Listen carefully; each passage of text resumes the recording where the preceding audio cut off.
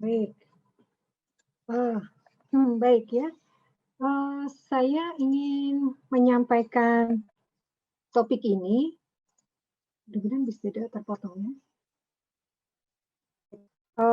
Saya ingin menyampaikan tentang kalau kalau harapannya tidak sesuai dengan yang diminta sejak awal ya, karena saya dihubungi secara organik, jadi saya mencoba menyampaikannya tentang organik. Ya. Jadi seterusnya saya selalu menyampaikan tentang organik. Jadi perkenalkan saya dari Departemen Agronomi dan Hortikultura. Ya. Nah, ini yang penting, mengapa tadi saya mencoba menghubungi mitra ya, karena saya ingin kemudian termasuk juga kepada mahasiswa juga yang kalau memang akan mengembangkan tentang memberikan arahan tentang pertanian organik, ini ada beberapa poin-poin yang penting yang perlu diketahui ya. Yang pertama adalah apa yang dimaksud dengan organik ya, apa yang dimaksud dengan organik dulu. Sehingga nanti kemudian bisa memahami karena seterusnya bagaimana tentang dan dampaknya apa yang dimaksud dengan organik, kemudian mengapa harus memproduksi produk organik, dan kemudian bagaimana melakukan budidaya secara organik. Ya. Saya kira ini karena kebetulan lebih banyak mahasiswa yang hadir dan mitranya yang lebih sedikit. Apakah organik? Organik yaitu produk-produk alami ya, secara sederhananya adalah produk-produk alami. Kemudian pertanyaan berikutnya adalah mengapa kita menghendaki produk yang organik? Ya, mengapa kita menghendaki produk yang organik? Saya kira jadi nanti kalau mahasiswa ataupun mitra yang ingin melakukan budidaya organik perlu bertanya dulu kepada diri sendiri, mengapa melakukan budidaya organik? Budidaya organik itu bisa menyampaikan bahwa katanya lebih sehat, ya. Kemudian lebih sehat, ada yang mengatakan lebih enak dan sebagainya. Kemudian mengapa organik? Nah, ini yang sebetulnya saya ingin tahu, saya juga ingin berdiskusi mengapa melakukan budidaya organik, karena mungkin apakah di sekitar area tempat pertanaman itu memungkinkan untuk budidaya organik. Karena budidaya organik membutuhkan input-input yang organik itu sehingga nanti mengharapkan juga apakah tersedia, apakah pupuk kandangnya, apakah pestisidanya itu tersedia di sekitar lokasi pertanaman. Ya. Kemudian mengapa organik itu yang penting ya. Jadi karena itu dengan adanya pertanyaan mengapa organik itu akan memicu kemauan dia dalam melakukan budidaya secara organik. Ketika tidak tahu bahwa passionnya apa sih melakukan budidaya organik, itu mungkin nanti akan merasa berat melakukan budidaya secara organik, kemudian tidak tahu apa maknanya melakukan budidaya organik, ya, begitu. Nah, kemudian jadi itu yang penting adalah saya ingin tahu. Jadi kalau mau melakukan budidaya organik itu saya ingin misalnya lingkungannya lebih sehat. Ya. Kata kita tujuan mengapa organik itu sekarang berkembang karena pada saat itu budidaya konvensional yang menggunakan input yang tinggi di dalam menggunakan pupuk, pestisida itu akan kemudian mencemari lingkungan, ya, polusi yang tinggi. Sehingga kemudian pada saat itu orang beralih berpikir bagaimana kalau begitu melindungi lingkungan. Sehingga kemudian banyak yang kemudian beralih kepada organik. Ya, meskipun organik itu sebetulnya sudah lama, budidaya yang sudah lama. Tetapi karena adanya polusi dan sebagainya, perusakan lingkungan, sehingga kemudian beralih kembali, sehingga organik itu menjadi bertambah lagi. Kan kemudian menjadi gaya hidup, life of style. Orang lebih menyukai kepada produk organik. Ya, jadi prinsipnya adalah bagaimana kita peduli terhadap lingkungan. Nah, kalau sudah tahu kemudian kita melakukan budidaya secara kita memilih menentukan saya mau melakukan budidaya secara organik. Pertanyaan berikutnya adalah bagaimana melakukan budidaya secara organik. Ya, bagaimana melakukan budidaya secara organik. Nah, ini untuk budidaya secara organik pada prinsipnya adalah saya tidak secara detail, meskipun panitia memintanya ada bagaimana mulai pembibitan dan sebagainya. Saya akan memberikan panduan utama di dalam budidaya organik nantinya. Jadi itu ada SNI-nya.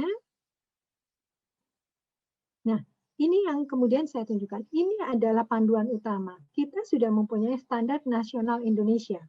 untuk sistem pertanian organik. Dengan standar nasional ini adalah tujuannya adalah melindungi konsumen, ya. Jadi dengan adanya standar, maka konsumen itu akan terlindungi bahwa oh kalau mau mengkonsumsi produk organik sudah ada ketentuannya. Jadi tidak boleh menyalahi aturan yang sudah diterapkan. Kemudian juga melindungi produsen dan produk pangan organik dari penipuan produk organik lainnya. Dengan adanya standar, maka produsen itu nanti bisa mengklaim juga bahwa produk saya memang organik karena saya sudah mengikuti ketentuan. Seperti itu, ya. Jadi ini poin-poin yang utama dalam melindungi konsumen, melindungi produsen, kemudian memberikan jaminan bahwa seluruh tahapan produksi itu mengikuti yang sudah ditentukan. Kemudian tadi yang sudah saya sampaikan bahwa ini adalah terkait dengan bagaimana kita melindungi lingkungan kita. Jadi harmonisasi dalam pengaturan sistem produksi, sertifikasi, identifikasi, dan pelabelan produk pertanian organik. Kemudian tadi ada standar-standarnya ya. Jadi nanti saya juga sudah share ke panitia bahwa ini adalah panduan utama di dalam sistem pertanian organik. Ya. Kemudian sistem pertanian organik dirancang untuk apa sih? Gitu. Jadi banyak hal. Yang pertama adalah mengembangkan keanekaragaman hayati. Jadi kalau selama ini itu lebih banyak yang mengandalkan monokultur, artinya hanya satu jenis tanaman saja, satu jenis varietas, maka dengan sistem pertanian organik didorong untuk ada pengembangan anekaragaman hayati. Ya, jadi supaya nanti di dalam sistem itu ada berbagai macam jenis organisme. Sehingga kalau semakin ada keanekaragaman hayati, maka keseimbangan di dalam alam itu akan menjadi lebih baik. Ya. Kemudian meningkatkan aktivitas biologi tanah. Ya, jadi di dalam tanah itu aktivitas biologi. Mungkin kalau yang bukan orang pertanian, apa sih aktivitas biologi tanah? Di tanah ada kegiatan, ada organisme, baik mikro, meso, maupun makro. Jadi kalau seandainya kurang organik, maka tanahnya menjadi kurang aktif dengan organisme tadi. Ya, jadi tanahnya bisa keras dan sebagainya. Nah ini kemudian ini saya tuliskan ini cukup banyak, tetapi saya beberapa poin saja yang saya bacakan: menjaga kesuburan tanah jangka panjang, kemudian mendaur ulang limbah asal tumbuhan dan seterusnya. Nah, kemudian itu tadi yang sudah disampaikan bahwa ada panduannya di dalam budidaya organik. Jadi kalau begitu ada persyaratan dalam sistem pertanian organik. Yang pertama ada konversi lahan. Bagaimana kalau sebelumnya bukan untuk pertanian organik? Jadi boleh. Jadi kalau begitu harus ada aturannya. Kalau dulu organik, tidak konvensional ya atau bukan organik, kemudian harus diubah dulu untuk menjadi yang lahan organik, kurang lebih menunggu untuk yang tanaman setahun, itu kurang lebih 2 tahun. Jadi setelah memutuskan saya mau budidaya organik, maka sejak itu maka saya tidak boleh memberikan input yang non-organik selama 2 tahun. Nah, selama 2 tahun belum bisa diklaim sebagai produk organik, karena itu ada yang disebut dengan masa transisi. Ya, jadi menunggu dulu. Nah, itu yang kemudian ditunggu ada masa transisi ketika 2 tahun sudah konsisten tidak memasukkan input yang non-organik, maka 2 tahun berikutnya kita bisa menyatakan bahwa lahan kita sudah lahan yang organik. Ya. Kemudian yang penting juga adalah pencegahan kontaminasi. Jadi artinya kalau kita memutuskan pertanian budidaya organik, maka tetangga-tetangga ini juga sebaiknya juga tidak menyebabkan kontaminasi kepada lahan organik kita. Seperti itu. Ya. Jadi ini kalau dilihat di dalam foto yang sebelah kiri itu terlihat bahwa kalau ini ada lahan organik, kemudian ini ada buffer atau semacam penyangga, ya, semacam penyangga. Kemudian baru ada yang konvensional, sehingga ini ada jeda, ya. Jadi ada pemisah antara yang organik dengan bukan organik. Kemudian ini juga contoh buffer zone-nya itu bisa berupa parit. Jadi artinya dimungkinkan ada pemisah gitu.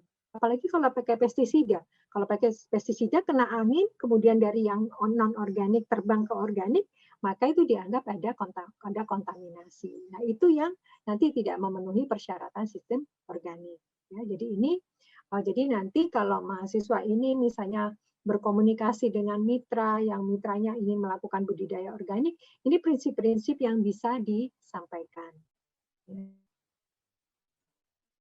Kemudian bagaimana kalau dengan air? Nah, air itu sebetulnya juga yang kalau kita melihat bahwa air itu paling agak sulit kita mendapatkan yang murni. Karena misalnya kalau kita mendapatkan dari sumber air yang tetangga, ternyata tetangga ini budidayanya yang bukan organik begitu.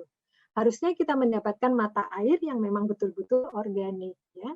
Nah, kalau seandainya itu sulit, kita misalnya bisa mengambil dari sumber mata air, kita tampung di dalam kolam. Kemudian di dalam kolam itu kita bisa tanam dengan eceng gondok misalnya. Nah, eceng gondok itu sebagai filter yang dia akan kemudian mengambil polutan-polutan di dalam air. Nah, setelah adanya kita asumsikan bahwa air itu sudah polutannya sudah diambil oleh eceng gondok, maka kemudian air ini boleh dialirkan ke lahan organik kita. Nah, ini yang prinsip yang kemudian bisa disampaikan kepada pelaku pertanian yang ingin melakukan budidaya secara organik. Ya. Kemudian kalau mau mengikuti persyaratannya sistem organik itu sangat ketat.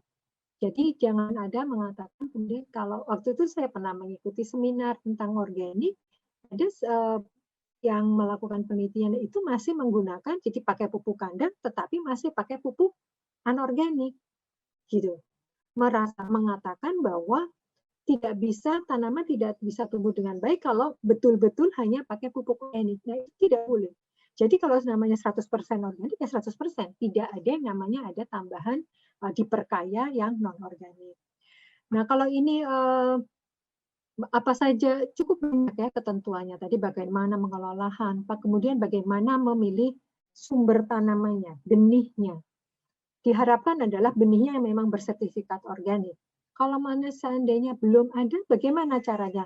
Kalau begitu, boleh menggunakan dari benih yang digunakan oleh budidaya organik. Ya. Kemudian kalau tidak ada juga, adanya adalah benih yang tersedia adalah benih yang konvensional. Nah, ini yang harus hati-hati. Karena kadang-kadang kita membeli benih itu yang sudah dibungkus atau dilapisi oleh pestisida. Nah, itu biasanya itu sebaiknya adalah dicuci dulu supaya pestisidanya hilang dari benih itu.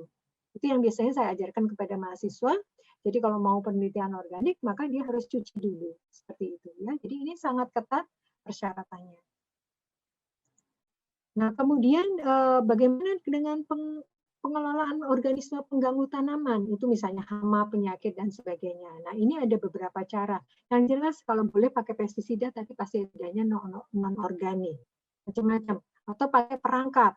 Jadi apakah mau pakai jari, ataukah pakai pakai pemanas, dan sebagainya. Ya. Atau misalnya ini yang kita biasanya masyarakat Indonesia itu punya teknologi sederhana. Bisa juga misalnya menggunakan yang beberapa kali digunakan oleh mahasiswa saya penelitian itu dari jengkol, ya. Jengkol itu dipendam dulu di dalam tanah sehingga itu mungkin yang orang Sunda tahu ini namanya sepi. Jadi mungkin itu jengkol yang sudah menggembung itu kemudian ditumbuk, direndam air, kemudian diperas. Nah itu bisa mengusir hama. Sebetulnya masyarakat kita punya teknologi yang sederhana, knowledge-nya itu punya ya, itu bisa digunakan. Kemudian, nah pengendaliannya itu tadi misalnya dengan pemanasan tadi yang saya sampaikan, jadi banyak ya. Nanti saya juga akan sajikan tentang beberapa pilihan dalam menggunakan penyubur tanah maupun untuk pengendalian hama dan penyakit. Nah, sebelum saya buka attachment-nya, ini saya berikan contoh saja. Ini di dalam pertanaman, itu ini tanaman utamanya adalah kedelai. Kalau bisa dilihat ya, ini adalah pertanamannya kedelai. Kemudian ini yang kuning-kuning adalah tanaman Tagetes erecta. Ada yang mengatakan marigold. Ya. Nah, dari tanaman marigold ini dia mengeluarkan bau. Ya, sehingga mengeluarkan bau sehingga bisa mengusir hama yang ada. Bukan itu saja, tetapi dari perakarannya itu juga bisa mengeluarkan, jadi tanaman ini juga mengeluarkan senyawa atau eksudat yang bisa mengusir nematoda. Ya, jadi ini yang nanti mungkin bisa diajarkan kepada mitra di sana Jadi kalau mungkin bisa punya marigold, kemudian di kejauhan kita melihat ada serai, ya. Tanaman serai itu juga bisa digunakan karena dia sudah mengeluarkan bau-bauan. Tetapi serai ini agak rakus hara. Jadi hati-hati jangan diletakkan di dalam lahan pertanaman, di pinggir-pinggir saja karena serai ini nanti akan rakus hara sehingga haranya nanti akan berkompetisi dengan tanaman utama. Ya. Kemudian cara yang lain juga, bagaimana untuk meningkatkan kesuburan. Ini bisa dilihat, ini adalah untuk percobaan mahasiswa saya. Jadi ini adalah tanaman kedelai. Kemudian kalau bisa melihat di tengah ini adalah tanaman sorghum. Ya, jadi tanaman sorghum, mungkin tanaman sorghum. Ini perakaran sorghum. Ini adalah yang baik buat mikoriza. Ya, jadi yang tadi saya sampaikan bagaimana tanah itu harus banyak aktivitas biologinya. Jadi kalau di dalam tanah itu kita memang sudah banyak mikorizanya atau kita bisa tambahkan dari luar, mikoriza ini adalah fungsi. Nah, mikoriza ini fungsinya adalah nanti bisa membantu. Dia akan bisa membantu penyerapan atau ketersediaan unsur fosfor di dalam tanah. Mungkin fosfor ini memang dibutuhkan oleh tanaman, jadi biasanya sulit tersedia sehingga kalau ada banyak mikoriza itu nanti akan membantu ketersediaan. Kemudian dengan adanya mikoriza banyak sekali hifa-hifa atau benang-benang putih, ini juga akan memperpanjang akar. Nah, ini juga akan dengan memperpanjang akar, dia akan membantu penyerapan air dari dalam tanah. Nah, ini salah satu beberapa contoh saja bagaimana budidaya sederhana di lapangan bisa diterapkan, bisa untuk pertanian organik maupun bisa untuk pertanian non-organik. Ya, yang bedanya yang jelas adalah untuk pertanian organik itu sama sekali tidak boleh menggunakan pupuk dan pestisida yang kimia buatan. Ya, jadi harus yang organik. Itu untuk yang organik. Ya. Nah, saya akan sebentar. Saya akan tampilkan yang sebentar. Ya.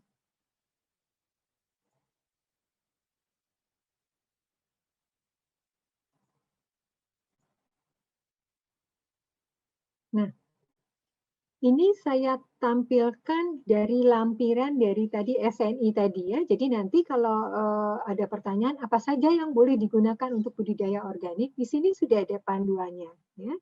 Jadi misalnya apa yang boleh yang digunakan untuk penyubur tanah. Ini boleh pupuk hijau. Apa saja pupuk hijau sih? Bisa daun turi, lamtoro, kemudian apakah tanaman legum, kacang-kacangan ya. Jadi biasanya kalau di kegiatan di pertanian itu mungkin ada sisa-sisa tanaman seperti ini bisa digunakan. Kemudian dari kotoran ternak ya, mungkin kalau di sana banyak kotoran ternak, kemudian ada urin ternak, kemudian siapa tahu ada komposisa tanaman, sisa media jamur. Jadi ini ada. Jadi tadi yang sudah saya share ini adalah pegangan dari untuk mahasiswa seandainya nanti ada yang mau budidaya tentang pertanian organik ya. Kemudian saya nah ini kemudian pupuk hayati apa saja yang dibolehkan itu diperbolehkan ya. Kemudian nanti kalau tadi ada bahan yang dibolehkan, kemudian di lampiran ini juga ada bahan yang dibatasi, artinya boleh digunakan tetapi terbatas. Ya. Misalnya dari tanah yang tidak dibudidayakan secara non-organik. Ya. Jadi ini detail sekali. Jadi ini panduan ini bisa digunakan untuk memberi arahan kepada mitra nantinya. Ya. Kemudian nanti kita lihat mengenai penggunaan. Jadi ini banyak sekali ya, nanti tinggal dicari bagaimana untuk ini kemudian juga bahan yang dilarang untuk penyubur tanah. Ya, jadi ini tadi kan pupuk urea, pupuk kemudian pupuk fosfat yang memang sintesis, ini nggak boleh sama sekali. Kemudian kotoran manusia, kotoran babi. Bu, itu tapi kan itu pupuk organik. Tidak boleh, tetap tidak boleh dalam untuk di Indonesia tidak boleh ya. Jadi karena ini ada terkait dengan budaya kita, meskipun kotoran manusia, kotoran babi ini adalah termasuk organik, tetapi tidak diperkenankan untuk budidaya organik di Indonesia. Untuk di luar masih digunakan. Ya. Kemudian, nah ini untuk contoh untuk pengendalian OPT, saya sebentar lagi ya, untuk pengendalian OPT. Nah ini daftar ini sudah ada. pestisida yang digunakan apa saja. Pestisida nabati boleh, tadi yang saya cantumkan, misalnya contohnya kita pakai jengkol tadi ya. Kalau jengkolnya mahal, kulit jengkolnya saja digunakan, jangan jengkolnya dimakan aja. Ya. Jadi kulit jengkolnya itu di penelitian mahasiswa saya sudah efeknya juga sama. Kemudian daun mimba banyak, kemudian apakah dari buah berenuk atau buah maja, itu banyak sekali yang bisa digunakan. Nah, ini ada nomor satu dilihat, pestisida nabati tetapi bukan nikotin yang diisolasi dari tembakau. Ya, jadi hati-hati ya. Jadi nanti, Bu, di sini tembakau boleh dipakai. Itu nanti tidak bisa diklaim sebagai organik, ya. Jadi itu tidak boleh. Kemudian ini banyak, jadi banyak sekali ini masih diperbolehkan daftarnya. Silakan saja dilihat di sini. Jadi ini prinsip-prinsip yang saya sampaikan bagaimana untuk pengendaliannya. Kemudian ini bahan yang dilarang, bahan pestisida kimia sintetis. Kemudian semua bahan yang berasal dari produk GMO atau rekayasa genetik. Jadi organik sama sekali tidak menghendaki penggunaan benih dari rekayasa genetik atau GMO maupun untuk pengendalian organisme pengganggu tanamannya. Ya, jadi tadi ini prinsip-prinsipnya bagaimana untuk melakukan budidaya organik. Jadi itu prinsip-prinsip yang bisa saya sampaikan untuk terkait dengan budidaya organik dari sejak tanam tadi pemilihannya, kemudian selama proses tadi saya sampaikan bagaimana memilih lahan, kemudian termasuk bagaimana nanti mengendalikan hama dan penyakitnya. Ya. Saya kira itu yang bisa saya sampaikan. Nanti kalau ada yang ingin didiskusikan, saya persilakan. Terima kasih. Assalamualaikum warahmatullahi wabarakatuh. Waalaikumsalam warahmatullahi wabarakatuh. Baik, terima kasih kepada Ibu Dr. Insinyur Maya Melati MS MSc atas ilmunya yang sangat menarik dan bermanfaat. Setelah ini akan ada sesi tanya jawab selama 10 menit. Jadi untuk Bapak, Ibu, dan teman-teman bisa menuliskan pertanyaannya langsung melalui kolom chat atau bisa menyalakan audio dan bertanya langsung dengan menuliskan hashtag nama_izin bertanya.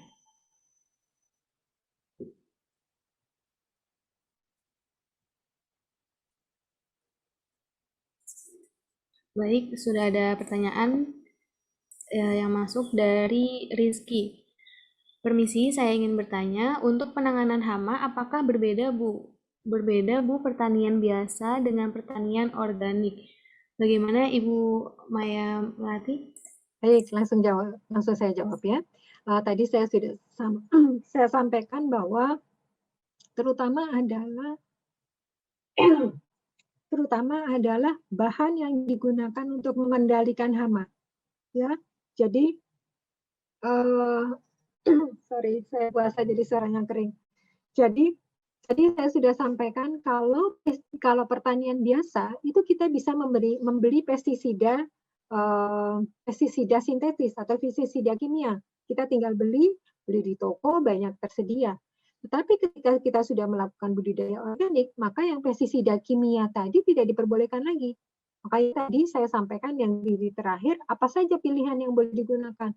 Pestisida nabati, ya, pestisida nabati yang banyak digunakan. Jadi bisa dari daun mimba atau biji bengkoang atau tadi yang saya sampaikan jengkol tadi, ya itu contoh-contoh pestisida nabati. Pestisida kemudian untuk pengendalian secara hayati bisa juga kita bisa menggunakan juga organisme atau mikroorganisme untuk mengendalikan pertanian, untuk mengendalikan hama secara organik. Yang mudah saja, tikus. Tikus itu sebetulnya kalau bukan organik kita bisa pakai rodentisida. Kalau seandainya untuk di lahan organik, apa yang bisa kita lakukan?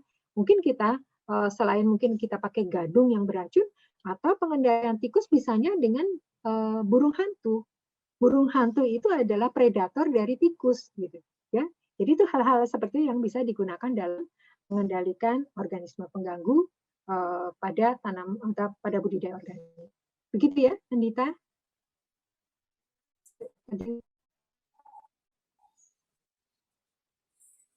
Ya, mudah-mudahan itu ya dapat informasi. Ya. Baik Ibu, terima kasih banyak atas jawabannya. Mungkin ada lagi dari teman-teman yang ingin bertanya. Dipersilakan untuk menyalakan audionya atau lewat kolom chat. Mungkin kalian kalau mamanya di tempat KKN, kalian bisa melihat kalau di Gunung Kidul itu ya, misalnya kalau misalnya di lokasinya itu jauh dari akses untuk toko pertanian, kalian bisa identifikasi sumber-sumber input yang ada di area pertanian begitu. Sehingga apakah memungkinkan untuk pertanian organik itu hal yang menarik di dalam kegiatan KKN nanti, ya. Apakah lebih menguntungkan? Saya langsung baca saja ya, Andita. Ini ada pertanyaan. Apakah lebih menguntungkan secara finansial, Bu? Nah, sekarang begini. Saya sampaikan saja bahwa untuk budidaya organik itu tidak mudah. Ya. Karena apa? Kalau mau bandingan secara konvensional, saya mau bekas pertanaman gulma atau rumput-rumputan, saya pakai herbisida aja, pakai semprot, mati, saya olah. Nah, sementara kalau untuk yang di pertanian organik, kita nggak boleh pakai herbisida yang kimia tadi. Ya, jadi terpaksa harus pakai dicangkul atau kemudian berarti kemudian dipindah. Tenaga kerja yang digunakan di dalam budidaya organik itu lebih banyak daripada yang konvensional. Ya. Jadi untuk kemudian untuk mengatasi itu sebabnya kalian kalau nanti kalian ke supermarket dan sebagainya, kalian menemukan bahwa harga produk organik itu lebih mahal daripada yang konvensional. Sehingga itu yang biasanya digunakan untuk menutup biaya. Sehingga apakah menguntungkan secara finansial? Ya karena tadi harganya dinaikkan, itu bisa kemudian menutup. Ya. Dan ini pangsa pasar organik itu tidak banyak. Hanya ada kelompok-kelompok tertentu yang memang concern dengan kepedulian, saya tidak mau makan produk yang ada pestisidanya. Ini ada kelompok, meskipun kecil tetapi ada secara berkala itu tetap ada. McDonald sekarang suka menawarkan beras yang organik seperti itu. Ya, jadi itu tadi yang saya sampaikan, biayanya lebih tinggi, tetapi karena diberikan harga yang lebih tinggi sehingga dia bisa mendapatkan keuntungan. Begitu ya.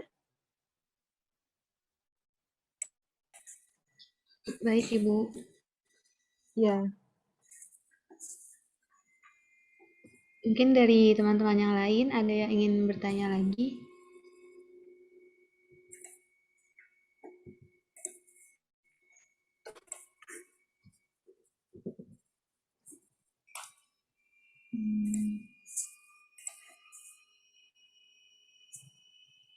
Ada yang pernah makan produk organik nggak? Nah, Bu. Sudah? Pernah, Bu. Tapi biasanya lebih mahal ya, Bu, ya harganya. Memang lebih mahal. Iya, lebih mahal. Iya, betul memang. Tapi memang ya kalau saya pun juga tidak selalu beli yang produk organik. Terutama saya yang agak concern itu kalau saya ingin makan tomat ya, karena kalau tomat itu kalian perhatikan kadang-kadang kan suka bedak ya, yang biasa itu kan mungkin bekas pestisida itu yang putih-putih Oh gitu. iya, Bu. Karena disemprot kadang-kadang baru seminggu atau beberapa hari sebelum panen itu masih disemprot pestisida supaya tidak rusak gitu. Jadi untuk beberapa produk saya kalau ada yang organik misalnya terutama tomat, saya akan makan tomat karena kan kulitnya kan tidak dikupas ya. Kalau produk yang dikupas kita bisa membuang akarnya. Tapi kalau yang tidak dikupas itu yang kita harus lebih hati-hati. Begitu. Bu, izin bertanya, Bu. Ya. Kan sekarang tuh saya lihat di kota-kota besar di Jakarta, Jabodetabek itu lagi menggeliat itu usaha vertical farming yang urban farming jadi di dalam ruangan itu, Bu. Apakah pertanian organik bisa diaplikasikan di urban farming seperti itu, Bu, yang bisa memakai sinar saya nggak tahu, Bu, UV yang warna ungu seperti itu, Bu. Habis itu diatur dengan aplikasi seperti itu, Bu. Terima kasih, Bu. Oke. Prinsipnya adalah begini, prinsipnya ini soalnya ada pertanian organik, kemudian ada vertikal farming, kemudian ada hidroponik. Ya, kalau vertikal itu tentunya adalah penanaman secara berjenjang. Ya, kemudian kalau hidroponik itu artinya tidak menggunakan media tanah. Jadi apakah menggunakan pasir, ataukah kemudian banyak juga yang menggunakan larutan hara, begitu kan? Nah, larutan hara, kalau untuk yang hidroponik, kalau larutan hara itu adalah menggunakan larutan yang produk yang kimia. Jadi hidroponik itu sulit untuk organik. Karena biasanya kan sudah tertentu. Jadi kalau untuk bikin larutan untuk hidroponik, tinggal berapa gram dilarutkan, itu mengandung sekian gram hara. Sementara kalau dari yang organik itu tidak mudah menghitung. Karena berarti kan dari pupuk kandang, itu berarti harus dilarutkan dulu.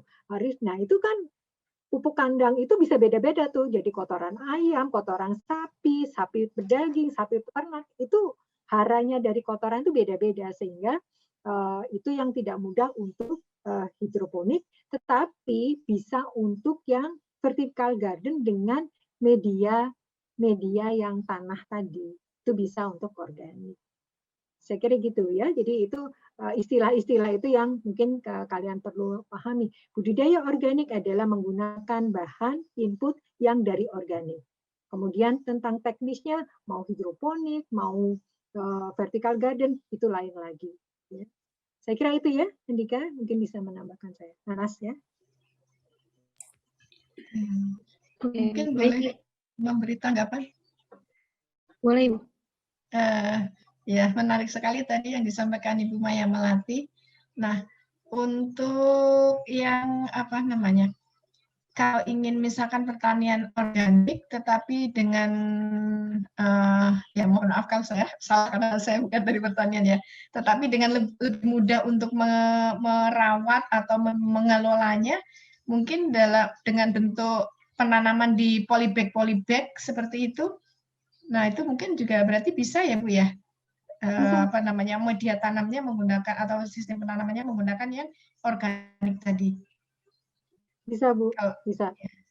Jadi tergantung, makanya tergantung manfaatnya untuk apakah produksi luas, skala luas, atau produksi untuk di dalam skala rumah tangga. Gitu. Kalau untuk skala rumah tangga itu akan lebih mudah karena lahannya lebih kecil atau pakai polybag gitu. Jadi nanti kalau mamanya di masyarakat di Gunung Kidul tinggal melihat aja mau lahannya mau sebesar apa. Kalau lahannya kecil lebih mudah untuk menggunakan untuk secara organik. Dan targetnya produksi ini untuk siapa? Dijual komersial ataukah hanya untuk sendiri? Begitu Bu Sri? Oke, terima kasih. Kalau dari sisi produk hasil panennya sendiri, ketahanan setelah pasca panennya itu, apakah ada perbedaan antara yang produk organik dengan produk yang non-organik? Lama simpan setelah panennya begitu? Untuk sayuran atau buah-buahan misalkan? Ya, saya sendiri belum pernah melakukan penelitian Bu untuk terkait dengan pasca panennya dengan menggunakan produk organiknya. Kalau untuk mengenai kualitas produk, kadang ada yang menyatakan bahwa lebih crunchy produknya gitu. Saya tidak tahu apakah mungkin karena dengan pupuk organik ini ketersediaan haranya tidak cepat dibandingkan kalau pakai pupuk urea, pakai pupuk kimia. Urea itu kan cepat sekali sehingga daunnya bisa lebih lunak. Sedangkan kalau yang pupuk organik ada mengatakan bahwa karena dia haranya itu pelan-pelan sehingga produknya itu ada yang mengatakan lebih crunchy gitu dan lebih mengatakan lebih keras mengenai rasanya. Ini yang masih saya menemukan kadang yang menyatakan bahwa katanya lebih enak gitu, tapi itu masih agak sulit membuktikan membandingkan keduanya. Begitu Bu. Terkait dengan pasca panennya mungkin Bu Endang nanti bisa menjelaskan lebih lanjut. Terima kasih. Saya izin bertanya Bu Maya, mumpung ada pakarnya ya. Tentang sertifikasi Bu, sertifikasi organik ya, itu kan mahal sekali ya, dan mungkin bolehkah misalnya begini, ini organik tapi kok harganya murah ya gitu ya, itu benar organik atau bukan ya Bu kalau di pasar? Saya mendengar beberapa komunitas organik mengakalinya adalah begini, karena sertifikasi itu sangat mahal dan tidak mungkin harga produknya jadi sangat berlebihan dalam menjualnya.